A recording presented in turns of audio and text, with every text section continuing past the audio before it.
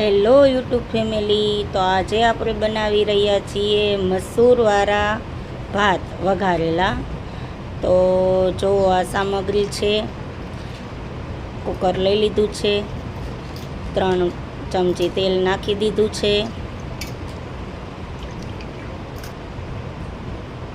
આ આપણે મસાલા તૈયાર કરી લઈ।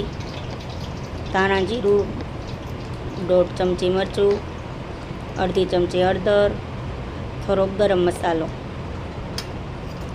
તેલ આવી ગયું છે તો જીરાથી વઘાર કરવાનો છે। ડુંગળી મરચાં નાખી દીધા છે। હવે ડુંગળીને આપણે ગુલાબી રંગ આવે ત્યાં સુધી સાતરશું। તેમાં હવે આદુ લસણની પેસ્ટ નાખી દેશું।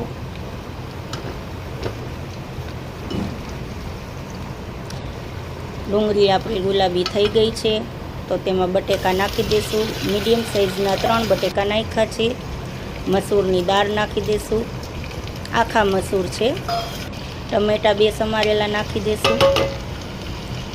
બધા મસાલા નાખી દઈશું અને ઘડીક વાર સતરવા દઈશું।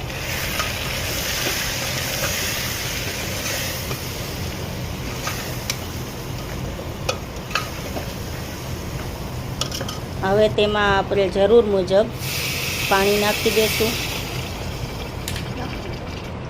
2 વાટકા પાણી નાખ્યા છે, 1 વાટકો ભાત છે।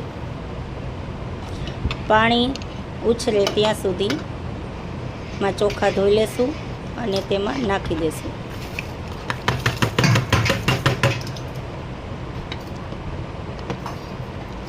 ઉપરથી કોથમીર નાખી દીધી છે। કુકરનું ઢાંકણું બંધ કરી દેશું। 3 સીટી પડે ત્યાં સુધી થવા દેશું।